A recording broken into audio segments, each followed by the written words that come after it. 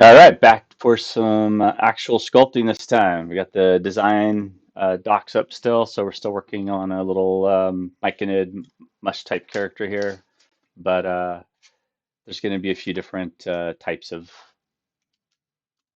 wire armatures, wire sculptures we're going to build for this stuff. So I also wanted to remind everyone I did have the chance to, on the digital sculpt side, to do a little 3D print. So this little guy is, yeah, he's just barely over 2 inches tall, and it was an experiment with my PLA printer, and it failed a little bit in the hand on the leg, and you can see the fingers here. Maybe this one's even a little bit better. Let's see if I move. Maybe not. Okay. Well, um, yeah, and the lines I had on a fairly low setting, and I never bothered cleaning up the top of the cap, but I could always just sand and grind that down. But yeah, it exists. It's fun to have your creations on the digital side pop out in the real world with, to sculpt something like that might be very difficult in terms of the finesse of something that small scale. Here's the Mushroom Queen, same thing, another experiment. Too long, skinny on the fingers. She was just in a real boring A pose, and the leg and the ankles, of course, failed. So, but the head didn't. So, it's promising that if I put her in a good pose and then bulk up or support where it's thinnest with some props or something like that, or maybe just cut her into pieces up in the digital software and then do another 3D print. So, okay, so let's do the wire sculpture. So, just a note, I would recommend everybody go down and get 22 gauge, a little bit thicker floral wire. You do want to be careful. This will cut you uh, like a little razor blade. And there's also a little, it's also, I think, paddle wire. I forget, but here's the green floral wire as well. It's got a little bit of a coating on it. Either way, it's going to be thicker than the thin stuff you got in class for free, or with your school supplies. But the thin stuff's nice to do other things with, of course, right? Beards and hair, and you can do like a little bit of a mess with it. So let me go ahead and stand for this part, and let's get the camera down a little bit better. All right, so the main tool, you should have at least one pair of needle nose pliers. So the needle nose pliers has two parts to it. You can grip. It's got a little teeth on the inside to grip tight. So if it's a thin aluminum floral wire, you shouldn't have to squeeze too tight. You can snap it pretty easily. This is, I think, stainless steel. You can also, as you spool out your armature, you can grip tight with the wire hand and then pull. Whoop, see how old these things are, and give a little bit of a pull. That'll get rid of a lot of the ripples and kind of give you a nice taut, kind of straighter wire. And these might be old. Yeah, I'm looking at this a little closer, and these are actually my really old ones. I can see a big gap in there, so let me just set those out of the way. Those are my junker ones. Hopefully these are a little better. Yeah. Let's see. Okay, so there's that. Try that again. Grip, pull. Yeah, okay, so there's pulling tight. You guys see that? So if I pull it tight, it's going to give me a bit easier time to like pick out what I want to make and measure and whatnot.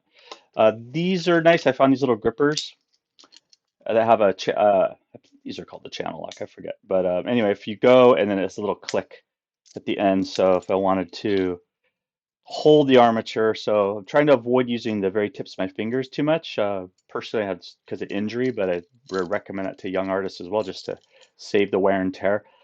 Um, True mastery is knowing the limitation and kind of usefulness of both your tools and your medium and your materials, right? So yes, it's fun to do things with your hands and fingers, but there's also a time where, man, everything's technology that you're using. It's not your own hands. So there's times where the tool's just way, way better to work with than your fingers.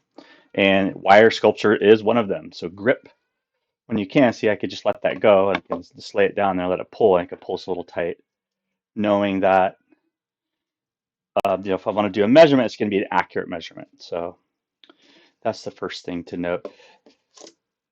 I have a couple other pieces here. So these little the snips have a flush end on them. So that way when you want to snip a little burr or piece that's sticking out. These have a nice flat side to get in there too. They are delicate though, so you want to be careful. Don't just munch them and ruin them right away. The other one is these little flat. These are like you get these from little bead kits. So you should get like a whole. I think this whole little pack was less than $10. So I would suggest if you really want to get into this, get a little pack of these tools to save your fingers. So some of them have a flat end with a little sharper end. This one also is flat inside. There's no, what I mean flat, I mean there's no teeth. There's no ridges in there.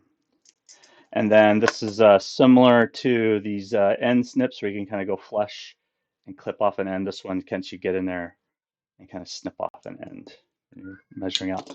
Also, again, you get a file of some kind. You want to file off those burrs. The burrs are the little super sharp tips at the end of your wire. Let's see if I need a little bit of light here. It must be feeding time for the cats. So when you're done with your sculpture, what you could do is go to the end here and just find the end, and you want to just push the file. Always go up with the file. It does have a sightedness. If you go back the other way, it usually ruins the file. There we go. I'll just kind of hit those. So just one file lasts you forever with this stuff. It's not. So you could probably find a file laying around or maybe borrow one. Need to. So I'm just going forward with it on the tip there and making sure that when I'm posing this thing and kind of figuring out what to do with it, that I'm not puncturing my skin constantly because it did cut me a couple times. Actually, in class, I got cut already with this little sucker. So it was just like a little like pterosaur, pterodon. It's not called a pterodactyl anymore, pterosaurus. And so what you'll want to keep in mind when you're making these little wire sculptures is you want to kind of hold it tight in one spot while you're flexing and bending it from another direction, right? So once you get, a length determined from say the shoulder to the elbow, something like that, you want to maybe get your grip with your tool, not with your fingers, right? And kind of accentuate where that bends at to kind of make sure that it doesn't move on you because these things will move on you. So I grabbed this other one here and I can grab from the torso. I can actually use snips or use a tool in both hands, and that way I'm really saving my fingers here. Push that out. There we go. And what that's doing is this kind of preserving where the joint bends are, because when you're doing these sculptures, remember if it starts getting away from you, your proportions, just a 1/16 of an inch is all it takes, and then another 32nd or 1/16, and pretty soon your legs are all uneven and whatnot. So this is much easier to handle now. So I would flex your sculpture, your wire sculpture, into whatever shape or form you want.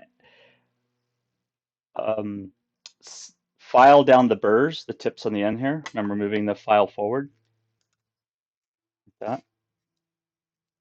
And maybe even a smaller file would do best here, but just grab this one. So I have a box of files. And then check the ends, the other ends, just kind of hitting that. And just avoid bleeding all over. Otherwise, we're going to have to keep a kit of Band-Aids in class, which I'll have to pull out the safe first aid kit, especially for the instructor. So that'd be funny.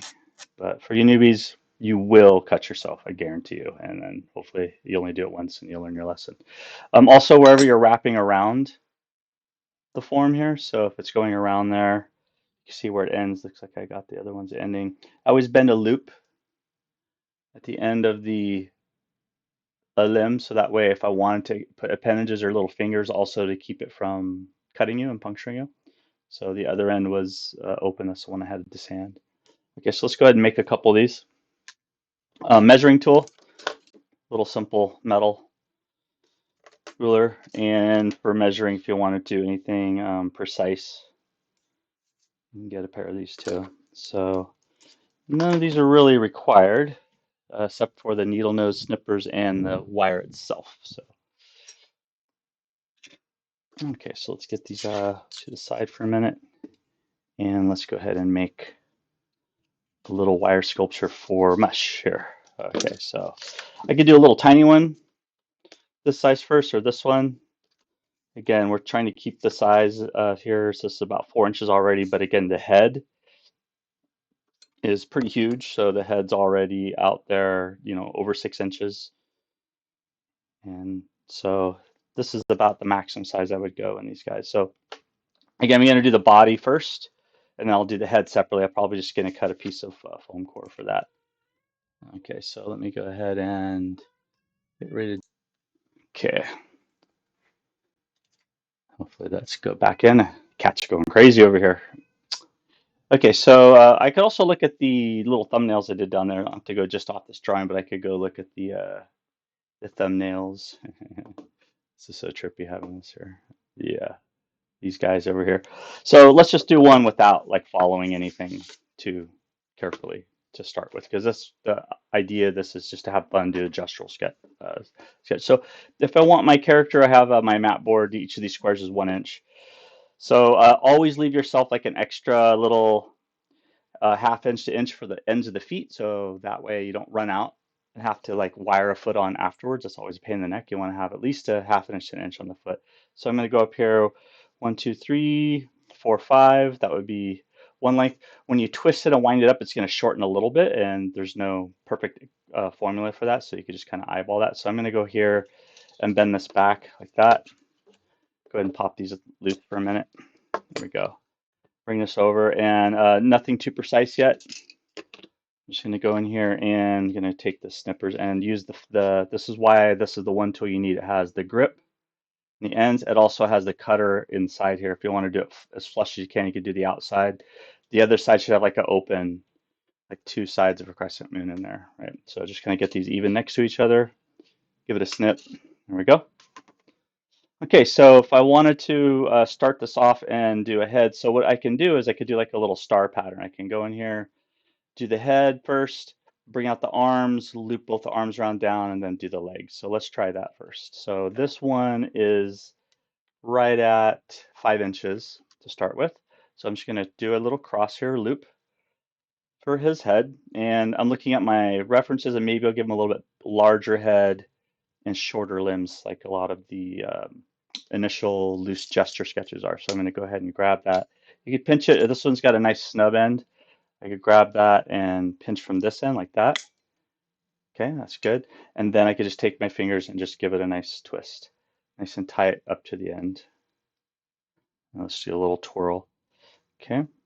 Once I get to right about there, I can then bring out the arms. If you want them to be of equal lengths, of course, right?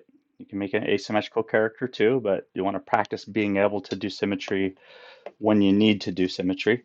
So go like that and bring it in exactly 1 inch there. Okay, and then 1 inch as well from the other side. So as it bends and arcs, this is where your tools really come in handy. And I can already feel it in my fingers. So what I'm gonna do is I'm gonna grab my little flat ends here, and I'm gonna make sure I grab it right there. So it's exactly 1 inch on the end. Okay, go ahead and let go of the head there. Okay, so if I want these two to be equal sides, you can also lay them next to each other like that, but that tends to have a lot of bending back and forth. I go bend there, make sure they're both at the same bend angle. Clamp together. Let's use the clamper again. I really like these new ones I got. Okay, and give it a solid bend right there. There it goes. And you can see the lengths are still pretty even. If you measure them even to begin with, and as you're bending these joints, they start to like one get shorter than the other, you're off most likely a little bit, and you have to like go in and do some fixes there. So this guy will work out pretty good. He's gonna have little hoops at the ends for both of his hands. Okay, so I'll go in here and go into the torso there, give it a little twist at the torso, bring them up close to each other like that, and let's give it another little grip snip, and this time I'm gonna use my needle nose. You guys can see okay. Set these out of the way. There we go. So I gave it a little crisscross. And Let's see if paper helps against this pink background. Yeah, a little bit. There it goes. Get the lock ones. See if they work better this time around. Watch my ends of my fingers. Give a little, oh, there we go. And give that a twist as well. And yeah, it went off. So now see that's off by like a full chunk right there. So it's off about almost a full quarter, about 16. So you can kind of see where it shifted over right in here from the side. See that little shift right there? So we're being pretty casual with these little speed sculpts. You want to at least start off though in a a good spot though. So then I can go in here, grab this guy, and I probably could have twisted the arms up first before I did that. That might have helped a little bit. So we'll grab that one. There, grab a little hoop wherever you want the hand or wrist to be. Grab this one and go here and give it a twist.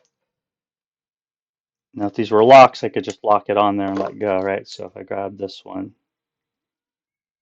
that,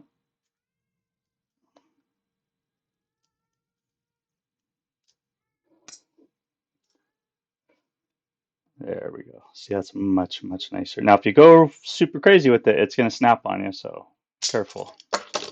It's a nice tight little loop right there. My cat's going crazy. It thinks it's feeding time. They always try and, COVID cats is trying to get his fed like 2 hours early. Gotta try, right?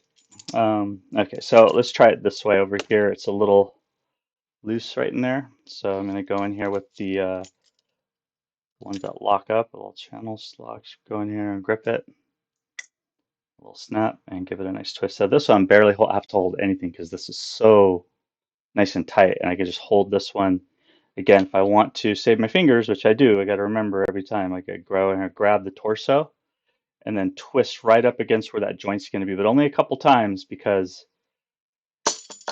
it's really tight now, right up against the shoulder, right there. So once I get it started, I can let go out here where I want the hoop for the hand to be, right there. I'll rest my hands here as a little easier. There we go.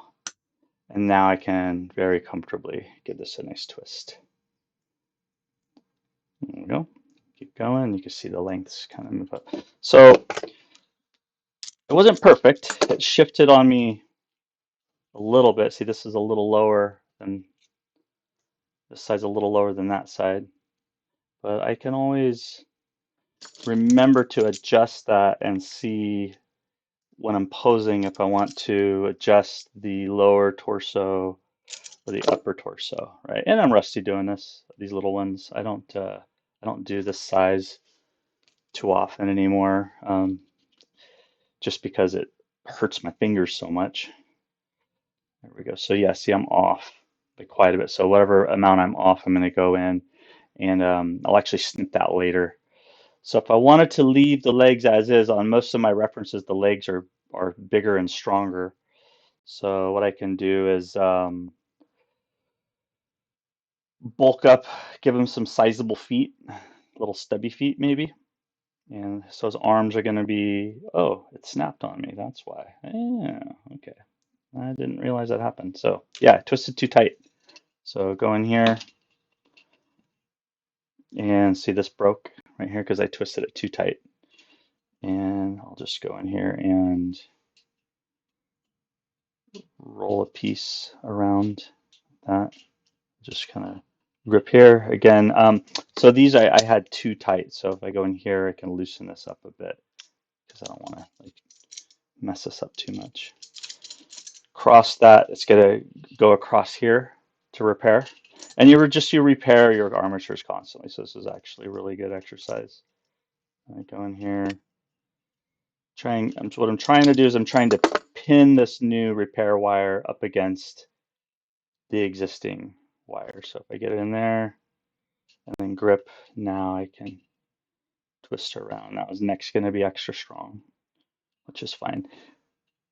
Okay, and then bring that underneath. Now watch this little burr sticking out here. This guy is the one that's going to cut you for sure, right? So as soon as I'm ready, I can go in here with my little end snip and try and get it right up against the other one so there's no place for it to really stick out, and snip that free, and then watch where those little wires go because you don't want to step on them later. There we go. So I'm going to wrap this one around the neck, that, and then back around the body like that, and that kind of strengthens the torso, and I can give that one extra little loop at the end there and give it a little snip at the end. There we go. Okay, so that should work. So yeah, clearly it's shifted the lower torso, and this arm's a little shorter than that arm. And if you're not sure, always measure, right? So that's it, right at 2 centimeters, and that one is just under 2 centimeters. So it's really close, no biggie. Just kind of showing you the typical things you're going to run up against when you're doing this. So I'm going to grab my file here for a second, and I'm just going to hit the burrs on there. I should go get my smaller file. You can get a little tiny pack of files for like a couple bucks, so definitely worth having. Okay, so for the feet, let's get the feet at the heel. So what I'll do is I'll turn them sideways and pick a spot here. I want the feet to go and grip it with my little flat ends that have no teeth. And I want to bend it at a nice sharp 90-degree angle. So I'm going to go in here and I'm going to really press against it. I'm going to bend them upward and give them like little feet.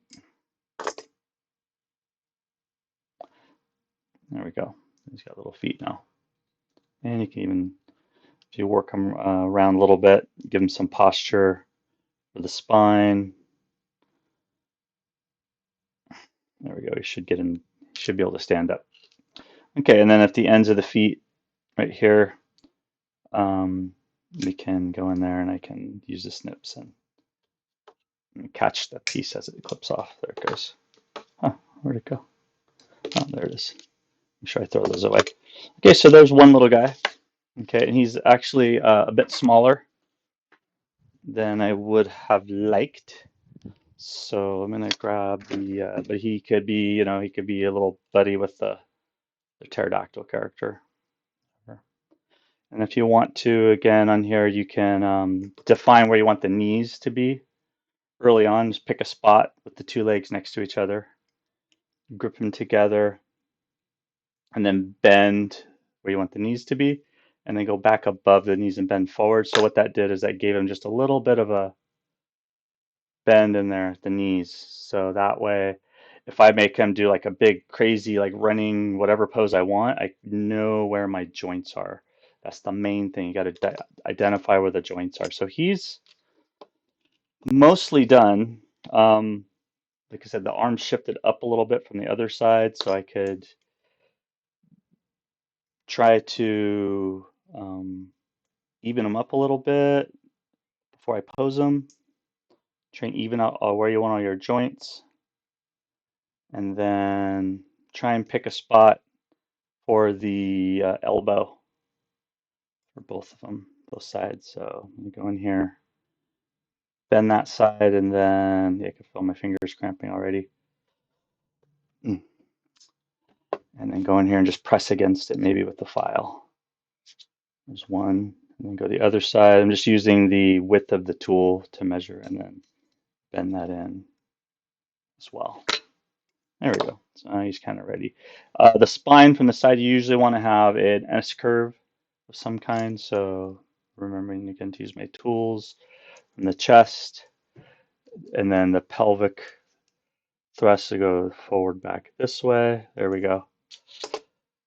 He's almost looking like he's a little baby. Then I can have some fun with this pose.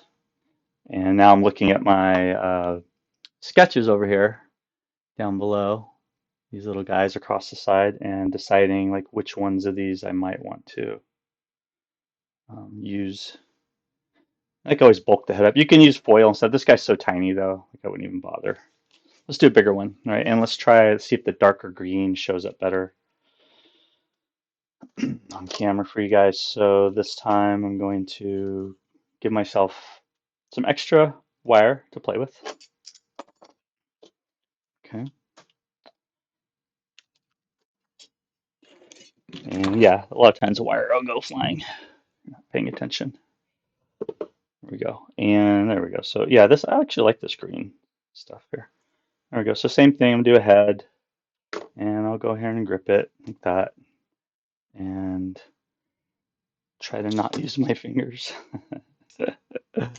Oh man, it's so hard. I've been doing this my whole life, so it's like my fingers are just messed.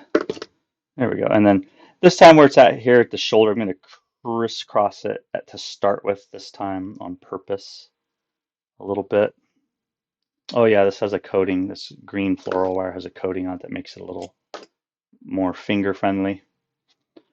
And looking at my reference there, we'll give his arm right about there. And when you're measuring, you could also plumb line. You could just take a piece of whatever you're working at and then go over here. Oops. I just kind of marked how far it is from there to there by pressing my finger against the file and come over to the other side right there. There we go. And also, if they're not perfectly even, when you twist them up, you could twist one more than the other to kind of even up the arms sometimes. So, like I mentioned, this didn't. It came out a bit uneven the first time around, which it was kind of, it's going to happen. But to try and prevent that, I see it just hopped over on me again. So to prevent that, what I'm going to do this time is I'm going to stop what I'm doing for a second. See if I can bring these down. Yeah, and I'm going to use my tool to get a nice 90-degree bend because it's getting that first 90-degree bend. Sorry, I went off camera. With the tool, that helps a lot. It really does. So if I do that now, if I go in here, the flat ends and twist it up. There we go. That's better. And let's see if we can get the other side as well. So I go in here and clamp it there, right up against the middle of the torso. And let's see if I can bend that loop about the size of the hand, about the same size as the other side that I want. Clamp there and just give it a nice twist. And this time I'm going to be a little more careful to not go too tight and snap it like I did the other one. Let's see if the lengths came out about the same still. Looks like I off a little bit this time, not too bad. But that's because this side didn't really get twisted in there yet. So let's finish that twist off a little bit more. So I'm going to go in here, clamp the inside here. Watch your fingers. Don't clamp your fingers. It hurts. There we go. Like that. It should be good. Yep. And then grab this one. And my hands are shaky. There we go. And give a little twist. And this time we're pretty darn close. And see if I can get another measurement again. So a little over 3 centimeters and a little under 3 centimeters. Yeah. Okay. So this side needs to be twisted more. And I can see that little space here in the torso. So let's do that as well. So I'm going to go back over here, clamp that side, make sure I get the wires that I want to stay stationary. There we go. And grab this guy and getting impatient with these tools. I need to get the other clamp. Let's see. Where did the other clamps go? Let's see. We'll grab the other. Okay, and pause. There we go. And I'm going to grab this again. Make sure I'm twisting it in the right direction. Oops. Didn't like that one. There we go. Okay, and then twist, twist. Hopefully it doesn't snap. I know I'm reaching the outer limits on there already. There we go. Yeah, it's pretty tight. And double check. So we're just at the 3 meter mark, and we're just under there over there, which is not a problem. What I can do now is I can actually squeeze this hoop out, and that should make it right on the money. Yep, so that's what it was. It was just a little extra oomph on the hoop to make it longer. Okay. Okay, so let's now grab the torso here and let's twist up the torso. So I'm going to take my clips here, make sure the neck's in the right spot. I'm going to grab my torso. I'm trying to lock all these wires together. Right there, grab the 2 wires here and give them a nice solid twist. Looks like I missed right in there, so it starts going sideways on me again. See that? So it's all about getting that first grip correct before you start tightening. So if I can get that better, and that's where using my fingers was usually a little easier. I can kind of, there we go, have more control, of course. I mean,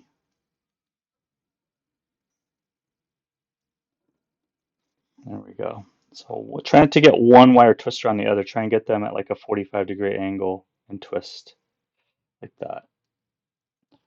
Okay, so, and then you can go a little looser, doesn't have to be super tight as you get down, depending on what you're making. Now, what I'm going to do with this guy is give him a bit longer torso, and I'm going to give him some nice, big, sturdy legs. You can see we're pretty good this time because I'm being much more conscious about the wire bunching up and pushing side to side where we're twisting it at. So therefore, now we're extremely accurate on this. So what I'm going to do with the legs is I'm going to loop this up and around just so it touches the crotch.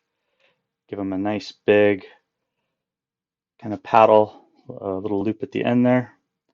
And then do the same thing with the other foot. You come in here, bring it around, and try and bend them in the same way and try and twist them in the same direction when you're doing these little wire sculptures. It's kind of a practice for you to maintain your dimensions and your symmetry, right? As much as these are just little gestural sculptures. I'm going slower. I'm talking, so I'd probably be done with these already, but I want you guys to take your time too. And no rush in this. Enjoy the process. Enjoy, twist it a few different times. Yeah, it's a little loose now. Get rid of that wire. Tightness a tiny bit more. Go in here. Ooh. Very bouncy. And coming from over the top here, I'm going to make sure I pinch this loose end and the part it's going up against. I'm going to grab those 2 guys together. And I get it almost. There it goes. Make sure they're both actually pinched in there. So that way when we twist, it's going to go right up against it. Maintain where you want your loop. This guy's going to have a bigger feet this time. So I'm going to go in here and twist it and make sure it doesn't go much past there. I want big feet. So the only way to maintain that is to kind of grip with your flat ones against it and then twist the 2 sides. There we go. And now, voila. You see, you got a little extra burr hanging off there in the end. That's okay though. It's good. And he should be fun to pose. So we're going to pose this guy and we're going to add the clay onto these guys as well. Remember to stay on camera here for you guys. There we go. Ah, okay, it's still sharp. Felt that. Okay, coming from the other side, over the top, make sure we're pinching the 2 wires together. Move the arm out of the way if you need to. Okay, there we go. Get the paddle, make sure that the feet are going to be the same size. Crisscross them, pinch right up to where you want the ankle to be, and then pinch. Make sure you keep them together. There we go. And then you can twist the two sides against each other. And then depending on how far you want to go crazy with it, because it will break, and you want to be like measuring and eyeballing it along the way. So that's pretty close. This one's a little longer still, but you can see from the braids that one's been twisted more times than this one. So what I'll do is repinch here the leg at the crotch, that, so give it a nice grip, and then take my tool here and then twist them again against each other, and maybe go up even here. Just twist it backwards so I know. There we go.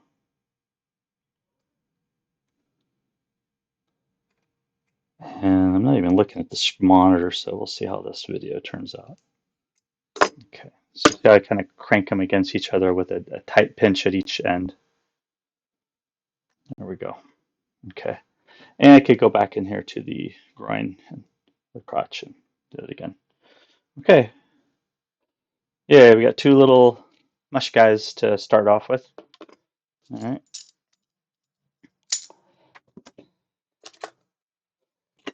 And I'm going to get some foam core, and I'm going to cut a disc for the head, mushroom head. Let's finish off these feet though before I forget. So let's go down here at the ankle. So this one I'm going to leave the ankle wider, like the cone is on some of the sketches, and I'm going to bend right about there and really push that 90 degrees in. So you see the back of the ankle is going to be wider, the heel, I should say. And then make sure I get pretty precise with the other one. Get in there. You can see the little triangle V. And this is where they're going to stand. So this is where evenness really helps a lot if you're not doing a super dynamic pose, if your storytelling pose is more subtle. There we go. Yeah, that worked out pretty good.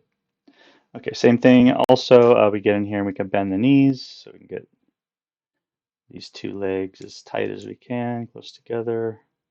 Twist them, keep the shape as you're going, don't let them get all wonky on you, and we'll make his kneecaps up a little higher. So one of the main motifs with this character is that the upper portion of the arms and thighs is actually shorter than the lower portion, which is kind of makes him a little bit more oddly shaped. And then I still got that little burr sticking out right there. It's going to cut me. So I'm just going to bend it out a little bit like that, so it's sticking out. You guys can see that all right. And I'm going to take my little end snippers here and go right up close to the other side, as close as I can get it, and I'm going to trim that off. There we go. And that should be a bit safer. The other one's still up in there. And then just grab my file and smooth that burr off. You don't have to, but if you're not very careful, like I am not very careful, sometimes it's good to practice. Okay, so let's most of these ones are again you're gonna have the S spines, you're gonna have the from the pelvis, and it's gonna come kind of forward, the lower back, and then at the stomach it's gonna kind of bend backward again like this. And then up here on the neck it's gonna kind of bend forward again. That's like just standard bipedal spine. And then we could bring the arms down, try and see if how even they are.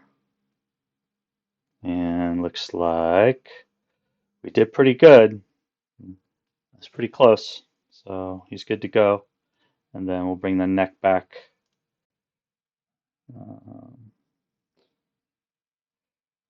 Bring the neck back forward. There's like a forward neck lean in the head, like that.